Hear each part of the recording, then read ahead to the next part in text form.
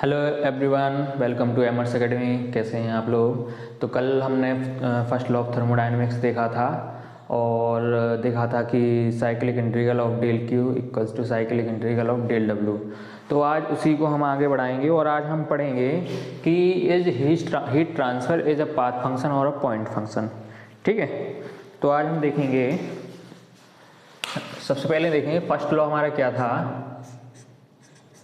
First law of thermodynamics. First law of thermodynamics क्या था हमारा कि cyclic integral of del Q equals to cyclic integral of del W. ठीक है, ये हमारा फर्स्ट लॉ था। अब हमें पढ़ना है कि is heat transfer is a path function और अ पॉइंट फंक्शन। तो first point is our heat transfer is a path function. तो जो हमारा हीट ट्रांसफर होता है वो हमारा पाथ फंक्शन होता है। अब कैसे पाथ फंक्शन होता है इसको समझते हैं, पाथ फंक्शन को। ठीक है, तो सबसे पहले हम एक ग्राफ बनाते हैं। कोई भी हमारे पास एक प्रोसेस है, this is our PV diagram. ठीक है, सेम रखते हैं। लेट अस से this is our first process, first and second, और सेकंड से फर्स्ट तक इस पाथ में गई एक प्रोसेस हमारी, दूसरी प्रोसेस इस पाथ से गई। This is our A, this is our B and this is our C. ठीक है, हमारे पास ये कोई प्रोसेस है बट उनके इनिशियल एंड फाइनल पॉइंट क्या है, हमारे सेम है। ठीक है, तब इस फॉर्मूले से del Q equals to del W, cyclic integral of del Q equals to cyclic integral of del W को हम अप्लाई करते हैं। अब लेते हैं हम first process, first A to B and one. इस प्रोसेस को हम लेते हैं, this one process, 1A2B A1। ठीक है, इसको लेते हैं। तो इसमें देखते हैं Q1A2 plus Q2B1 equals W1A2 plus W2B1। ठीक है, अब लेते हैं 1A2C1। इस प्रोसेस, इस पाथ को लेते हैं। इसमें हीट क्या होगी हमारी, 1A2 प्लस Q2C1।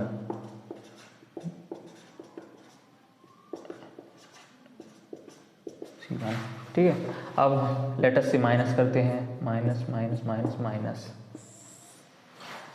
ये हमारा कैंसिल हो जाएगा, this one is our cancel हो जाएगा। तो हमारे पास क्या बचेगा, Q2B1 माइनस QC1। यहाँ पर क्या बचेगा, W2B1 माइनस W2C1। ठीक है, ये दोनों इक्वल होंगे but Q2B1 minus Q2C1 does not equal to 0 and similarly W2B1 minus W2C1 does not equal to 0। तब यहाँ से Q2B1 does not equal to Q2C1। यहाँ से भी देख लेंगे, W2B1 does not equal to W2C1। यहाँ पर भी दोनों इक्वल नहीं है। इट मीन्स यह हमें एक क्वेश्चन हमें यह दर्शाता है कि जो हमारी हीट इंटरेक्ट हो रही है इन पाथ्स में, जिनका पॉइंट तो सेम है, इनिशियल पॉइंट और फाइनल पॉइंट दोनों का सेम है। इसके लिए हम देखते हैं इनिशियल पॉइंट सेम है और फाइनल पॉइंट भी सेम है, इनिशियल पॉइंट सेम है, फाइनल पॉइंट भी सेम है, बट जो पाथ हैं वो दोनों के लिए अलग अलग हैं। जैसे हम इसके लिए देखते हैं तो 1A2B1 होगा इसके लिए पाथ, एंड इसके लिए क्या होगा 1A2C1। पाथ्स दोनों के अलग अलग हैं बट इनिशियल पॉइंट और फाइनल पॉइंट सेम हैं। तब हम कह सकते हैं, लेकिन हाँ पाथ्स अलग अलग हैं और पॉइंट सेम है, इसलिए दोनों की हीट है वो पाथ्स पर डिपेंड कर रही है, ना कि उनकी पॉइंट पर, क्योंकि दोनों की हीट अलग अलग आ रही है इस इक्वेशन से। तब हम कहेंगे कि heat transfer is a path function not a point function. तो जो हमारी हीट है वो हमारा पाथ फंक्शन है, और अगर पाथ फंक्शन है इसका मतलब वो हमारी प्रॉपर्टी नहीं है। इंटेंसिव प्रॉपर्टी होती है, एक्सटेंसिव प्रॉपर्टी होती है, तो हीट हमारी कोई भी प्रॉपर्टी नहीं है, it is not a property. Similar to work, work भी हमारा पाथ फंक्शन है, it means work is also it is not a property, work भी हमारी प्रॉपर्टी नहीं है। ठीक है, हमने पढ़ लिया कि heat transfer is a path function. अब हम देखेंगे एनर्जी इज अ प्रॉपर्टी। मैंने पहले ही बता दिया आपको कि हीट ट्रांसफर हमारी प्रॉपर्टी नहीं है, लेकिन क्या एनर्जी हमारी प्रॉपर्टी है कि नहीं है, हम इसको देखेंगे। तो जो हमारी एनर्जी होती है ना वो हमारी प्रॉपर्टी होती है। इसमें सेकंड पढ़ेंगे, energy is a property. Energy होती है वो हमारी प्रॉपर्टी होती है। इसके लिए फॉर्मूला क्या होता है एनर्जी के लिए, del Q equals to del W plus D E, where E is energy. ठीक है, जिसको हम ऐसे भी लिख सकते हैं, D equals to D kinetic energy plus potential energy plus internal energy. ठीक है, तो जनरली हम काइनेटिक एनर्जी को जीरो और पोटेंशियल एनर्जी को जीरो मान के चलते हैं। Both are macroscopic form, CRO macroscopic form of energy, but U is our microscopic form of energy. तो जनरली हम जो हमारा इसमें सब्सटेंस लेते हैं वो हमारा गैसियस स्टेट में होता है, तो वहाँ पर हम काइनेटिक एनर्जी और पोटेंशियल एनर्जी को जीरो मान के चलते हैं, और जो हमारी एनर्जी चेंज होती है वो सिर्फ इंटरनल एनर्जी चेंज लेके चलते हैं। तो यहाँ पर डी को हम DU भी लिख सकते हैं। ठीक है, तो del Q equals to del W plus D U, हमारे पास एक इक्वेशन है, इसको हम फर्स्ट मान लेते हैं। ठीक है, तो फर्स्ट ले लिया।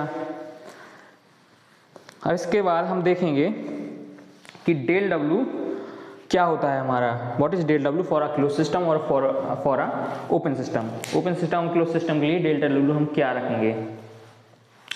हम डेल्टा डब्ल्यू को जनरली PdV लिखते हैं, कहाँ पर क्यों लिखते हैं वो हम देखेंगे। इसको मिटाता हूँ।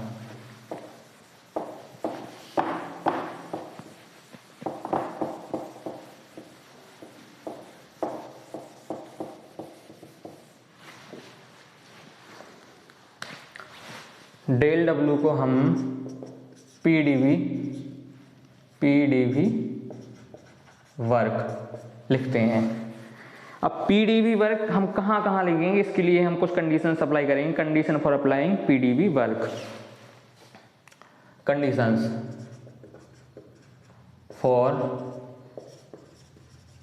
Applying PdV work in equation first point is it should be cross the boundary, it should be cross the boundary. Second one, it should be a closed system. And third one, it should be a reversible process. तो हमारी reversible process होनी चाहिए और close system होना चाहिए और boundary को cross करना चाहिए। तो हम डी क्यू क्या लिखेंगे, डेल क्यू होगा हमेशा, क्योंकि एग्जैक्ट डिफरेंशिएशन नहीं होता है हीट का कभी। तो del Q equals to PdV plus du. This is applicable only for closed system and irreversible process. Applicable for only reversible process and closed system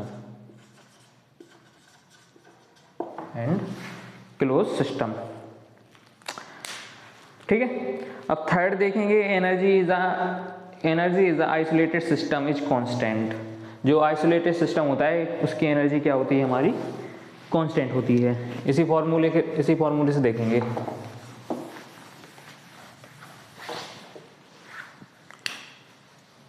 third point,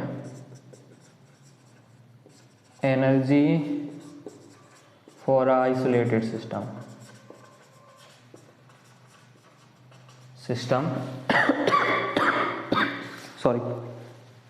is constant. फॉर्मूले को apply करते हैं, del Q PdV plus del D.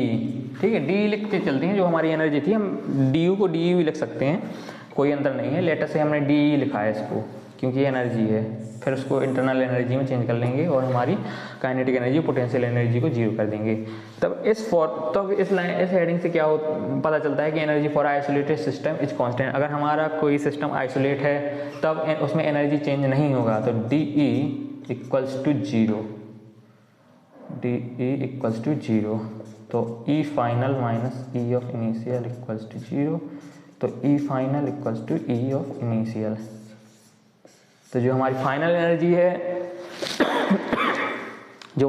Energy है वही हमारी initial energy होगी। Then energy for isolated system is constant, हमारी constant energy रहेगी, एनर्जी में कोई चेंज नहीं होगा। इसके बाद देखते हैं PMM और देख लेते हैं। What is PMM?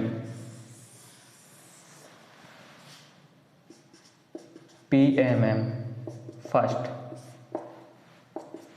तो PMM क्या होता है? PM का फुल फॉर्म होता है perpetual motion machine of first kind. तो वह डिवाइस जिसमें हम कंटिन्यूसली हीट सप्लाई कर रहे हैं बट हमें कोई वर्क नहीं मिल रहा है, तो उस डिवाइस को हम परपेचुअल PMM बोलते हैं, perpetual motion machine of first kind. ठीक है, because it violets the first law of thermodynamics. ये हमारे फर्स्ट लॉ ऑफ थर्मोडायनेमिक्स का लॉ को फॉलो नहीं करता है, क्योंकि अगर हम किसी को हीट दे रहे हैं तभी हमें वर्क मिलेगा। लेकिन यह एक ऐसी डिवाइस है जिसमें हम हीट सिर्फ एक बार दी हमने हीट और वो हमें कंटिन्यूसली वर्क देता रहेगा, but it is not possible, क्योंकि हमें हीट कंटिन्यूसली देनी पड़ेगी तब हमें वर्क तभी हमें वर्क कंटिन्यूसली मिलेगा। तो इसको लिखते हैं, इसके डेफिनेशन लिखते हैं। It is a device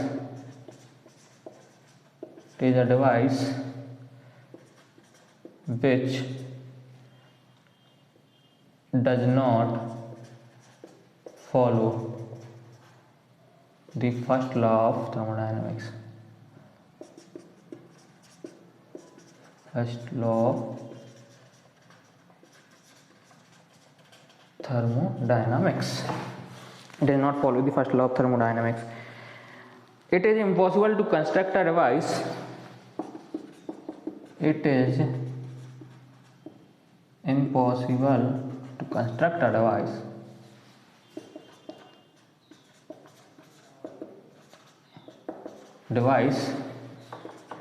which continuously produce work without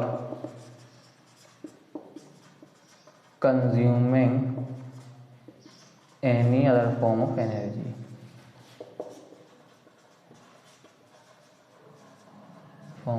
It violates the first law of thermodynamics. ठीक है, इसको क्या बोलते हैं? Perpetual motion machine of first kind. First law क्या कहता है हमारा? Del Q equals to cyclic integral of del W, but it not follows the first law of thermodynamics. इसके लिए क्या होगा हमारा, del Q does not equal to cyclic integral of del W. हमारी कोई मशीन है दिस इज अवर PMM1, तो यहाँ पर हमें वर्क मिल रहा है, this is our work, but जो हीट है, heat Q supply is equal to 0। Heat बिल्कुल नहीं जा रही है इस मशीन में, बट हमें वर्क कंटिन्यूसली मिल रहा है, तो ये हमारा PMM1 होगा।